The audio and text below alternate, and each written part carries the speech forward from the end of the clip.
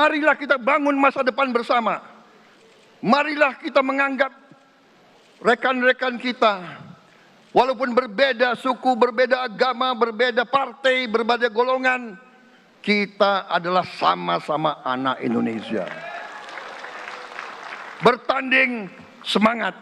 Sesudah bertanding, mari kita berhimpun kembali. Presiden Joko Widodo mengalahkan saya berapa kali ya, saya lupa itu. Tapi begitu beliau menang ya, beliau mengajak saya bersatu.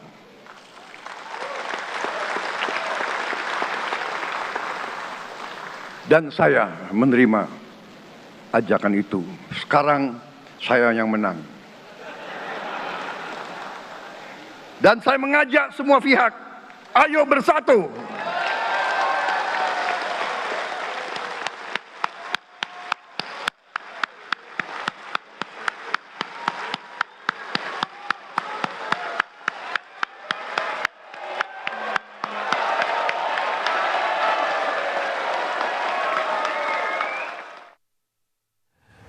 Bicara soal rekonsiliasi, Pak Wid, bagaimana ke depan soal rekonsiliasi ini ditekankan oleh Prabowo loh di pidatonya, Pak Wid? Jadi masalah rekonsiliasi ini tidak hanya pada saat ini saja. Pada saat pidato kemenangan awal pun, itu Pak Prabowo selalu mengatakan kita mengajak kepada seluruh anak bangsa untuk membangun. Dan ini diulang dalam pidato pelantikan yang sekarang. Artinya benar-benar bahwa Pak Prabowo ini berpikir bahwa setelah adanya konsultasi, kita sama-sama membangun bangsa ini. Kita harus rekonsiliasi, kita bersama-sama. Ini rekonsiliasi ini tidak main-main. Ini adalah salah satu bentuk bahwa Pak Prabowo ini ingin bahwa negara kita ini dibangun bersama-sama. Tanpa ada lagi caci maki, tanpa ada lagi saling mencari kesalahan. Dan saya dikatakan oleh Pak Prabowo bahwa untuk yang tidak memilih pun Pak Prabowo akan melakukan. Kalau ini untuk PDIP juga untuk mengajak rekonsiliasi atau bagaimana, Pak Wid? Semua golongan, semua partai, semua ras, semua agama, Pak Prabowo sampaikan itu. Artinya bahwa selama mereka ini adalah rakyat Indonesia, sebagai anak bangsa Indonesia, maka berhak untuk bersama-sama untuk membangun negara ini bersama-sama, untuk yang namanya kesejahteraan dan kemakmuran bersama. Ini adalah tekadnya Pak Prabowo seperti itu, dengan adanya rekonsiliasi. Jadi jangan mengkotak-kotakkan lagi, kita sama-sama, kita duduk sama-sama, ayo kita berpikir bidang masing-masing dan kita sama-sama kita majukan negara ini. Oke, Mas Adi, apa yang Anda baca soal ajakan rekonsiliasi ini? Apakah ada yang mengganjal kalau Anda lihat atau sudah clear ini, Mas Adi? Kalau saya membaca pidato politik Prabowo Subianto secara utuh ya, termasuk penyegalan soal rekonsiliasi, ada satu istilah dalam ilmu politik yang disebut dengan one to many. Jadi pesannya dari Prabowo tapi menyasar semua kalangan. Satu sisi bicara tentang rekonsiliasi tentu bukan bagi mereka yang tidak hanya per hari ini tidak mau bertemu, per hari ini tidak mau rujuk ya. Tapi secara prinsip sebenarnya pesan-pesan politik yang lain adalah politik di Indonesia itu bukan seperti di Barat, di Amerika yang kalah jadi oposisi, yang menang hanya sebatas penguasa. Di Indonesia ada kecenderungan pasca Orde Baru khususnya 2004 sampai sekarang, yang kalah itu kecenderungannya memang dirangkul, kecenderungannya itu diajak kerjasama, SBY, Jokowi, dan Prabowo Subianto. Jadi kalau kita bicara tentang civic culture di Indonesia secara umum, bahwa persaingan itu dianggap hanya sesaat jelang Pilpres, tapi setelah itu saling berangkulan satu sama yang lain. Maju bersama. Itu yang saya lihat dari Pak Prabowo. Yang kedua tentu ini tidak terlepas dari background Prabowo yang prajurit ya. Prajurit ini kan NKRI dan Pemersatu. Jadi sekeras apapun persaingan politik itu tak ada cerita. Kalau kompetisi berakhir, maka keutuhan dan kesatuan itu menjadi prinsip. Oleh karena itu, di berbagai kesempatan saya selalu mengatakan mazhab politik Prabowo itu cuma satu, Pak. Zero enemy. Bicara soal rekonsiliasi, kembali kita bahas. Mbak Putri, bagaimana, optimistiskah soal rekonsiliasi yang kembali digelorakan oleh Prabowo? Bisa terwujud tidak nih? Ya, seperti yang tadi sudah disampaikan beliau dalam pidato, beliau ini kan sudah beberapa kali kalah ya. Jadi beliau sudah pernah merasakan rasanya menjadi pihak yang kalah dan harus tentu tetap berkontribusi dengan jalannya masing-masing. Jadi saya yakin sebagai seorang negarawan beliau ingin merangkul semua. Jadi yang tadi disampaikan oleh Mas Adi terkait dengan zero enemy itu saya sangat setuju karena dengan beban pemerintah yang sekarang yang begitu berat, kita dihadapkan dengan berbagai tantangan terutama dalam segi ekonomi, sementara Pak Prabowo ingin mencapai pertumbuhan ekonomi 8% dan langsung mau gaspol dengan program-program yang makan bergizi gratis, pemeriksaan kesehatan gratis yang langsung bisa bermanfaat untuk masyarakat. Itu tentu membutuhkan kerjasama semua pihak termasuk parpol-parpol yang berada di parlemen. Kita sekarang di parlemen ada 8 partai politik dan tentu membutuhkan dukungan dari ke-8 partai politik ini dalam segi anggaran, fungsi anggarannya di badan anggaran, pengawasannya nanti di masing-masing komisi atau alat kelengkapan dewan, dan juga dalam segi legislasinya yang tentu menjadi akar nanti dalam payung hukum untuk menjalankan seluruh program-programnya. Jadi kita berharap tentu ini bisa dikoordinasikan dengan semua pihak. Mas Adi, kalau melihatnya masih ada yang ingin dirangkul tidak? Saya kira kecenderungannya ada dirangkul. PDIP, kemudian Nasdem dan seterusnya ingin dirangkul.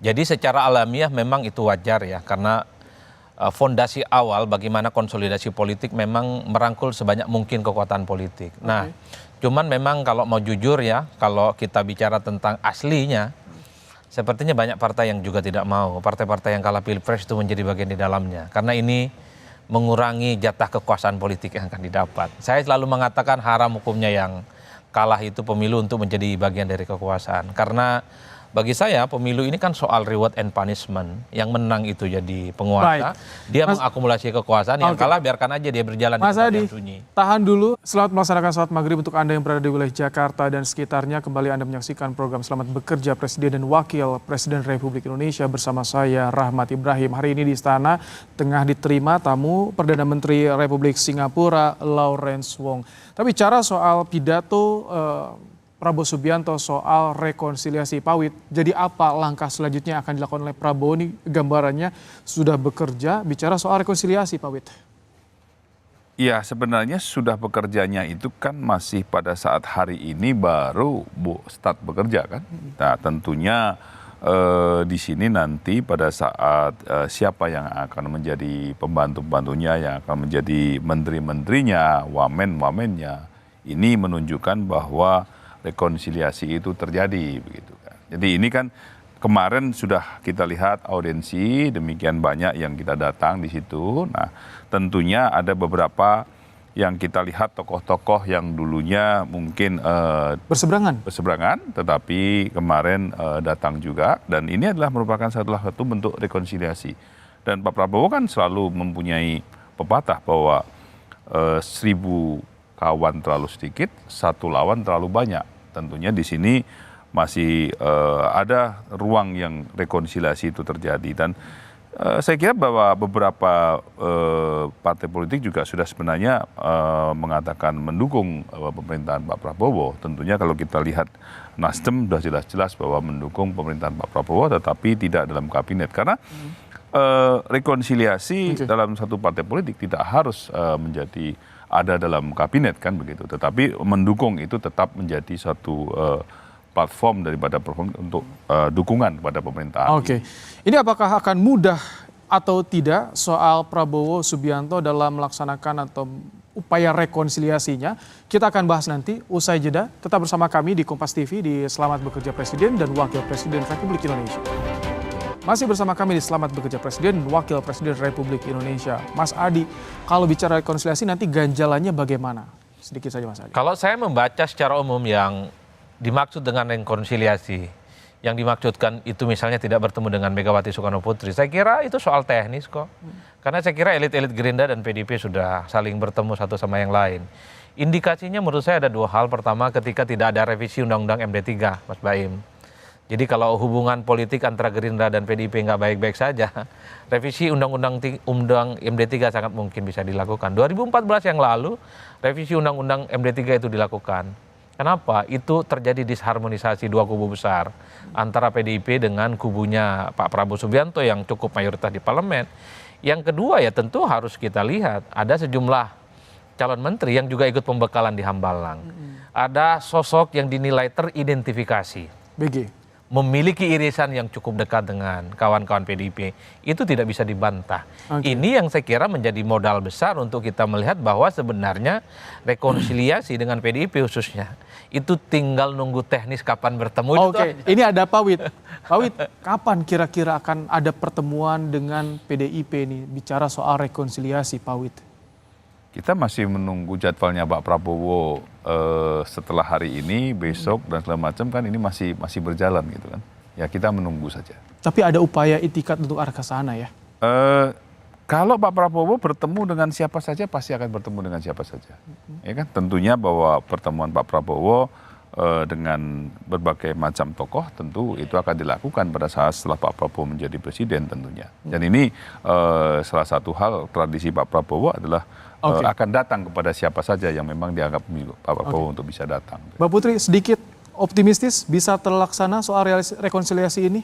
Ya, saya tentu optimis ya dengan awal yang baik yang tadi sudah dipertontonkan oleh Pak Prabowo dari penghargaan beliau kepada Presiden dan Wakil Presiden sebelumnya, hubungan dengan berbagai pihak baik itu domestik ataupun luar negeri. Jadi insya Allah anak saya yang akan lahir sebentar lagi nanti melihat Presiden yang mampu menyatukan seluruh elemen bangsa. Oke, terima kasih Mbak Putri Komarudin, Pak Terima kasih. Wihadiwianto, Mas Adi Prayitno telah hadir di studio Menara 1 Kompas TV di Selamat Bekerja. Dan saudara, Selamat Bekerja Presiden dan Wakil Presiden akan dilanjutkan oleh rekan saya Audrey Chandra. Tetap bersama kami di Kompas TV.